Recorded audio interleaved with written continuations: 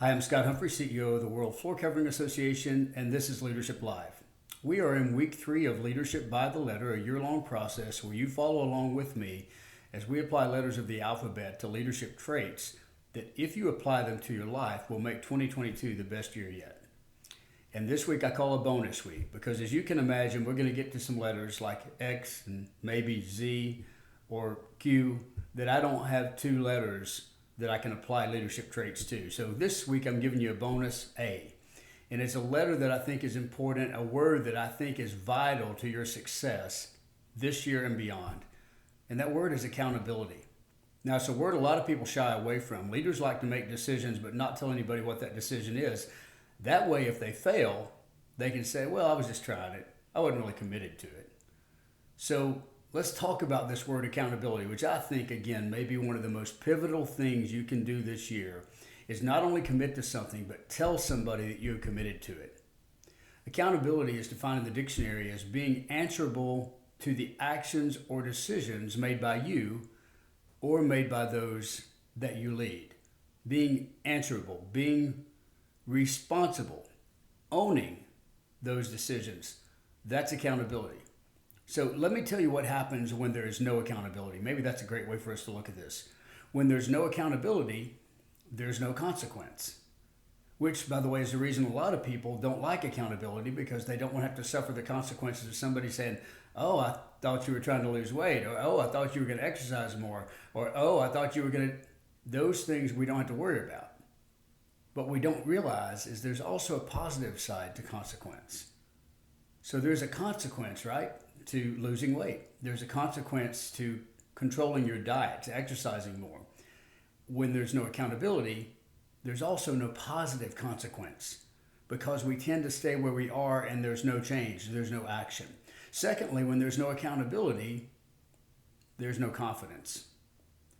A leader who is afraid to be accountable really isn't confident in the decisions they're making. They're not talking to their board and saying, hey, here's what we're doing and here's why we're doing it. They're not telling their friends, I'm going to do this year, or I've committed to doing this, or I've signed up for this race. They don't do that because they don't have the confidence to believe they can see it through. Finally, when there's no accountability, ultimately there is no change. Change happens when we commit to something with our life, with our actions, and we allow others to hold us accountable to that. In other words, we own the commitment. Years ago, I was 40 years old. My triplets had just been born. I have a son who's 4 years older. And I told my son that I was going to do a triathlon. I'd never done one before. I thought I'd exercise and work on this. And it was just a sprint, nothing real bad, just limited distances. I think the swim was maybe a half mile. The bike was 20 miles or so, and then the run was a 5K, something like that. Anyway, I trained, and I trained hard. In fact, I had a friend who worked with me at the time, and I had him as my accountability partner, making sure that I was doing the right things, eating the right things. Not only that, but the people who worked with me, we both publicly committed to the fact that we were going to do a triathlon on this day. We set the date, we entered the event. That's accountability. And I can tell you, without that accountability, I would be just another person who's never been involved in a triathlon, who's never completed a race.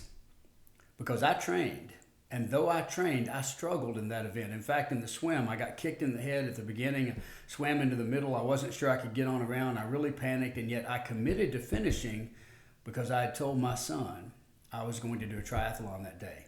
Accountability. I had told my partner I was going to do a triathlon that day. Accountability. I had told my staff I was going to do a triathlon, and I knew I was going back on Monday, and they would say, how did it go? How did you guys do? And not only did I not want to say I couldn't finish, I wanted to say that I performed well. And though I was really bad after the swim, I made up a lot of time on the bike and even more on the run, and finished about middle of my age group in the pack. But I completed that task because I was accountable on a personal and professional side of my life to getting it done. Listen, we can talk about attitude all we want to. We can talk about action all we want to. But without accountability, without the public commitment that you're going to do something, be something, say something that is different than what you've always done, you're going to stay right where you're at. I don't want you to be the same leader at the end of 2022 that you were at the end of 2021, that you were at the end of 2020. Make 2022 your best leadership year yet, not only for you, but for those who look to you. Be accountable and go out there and lead.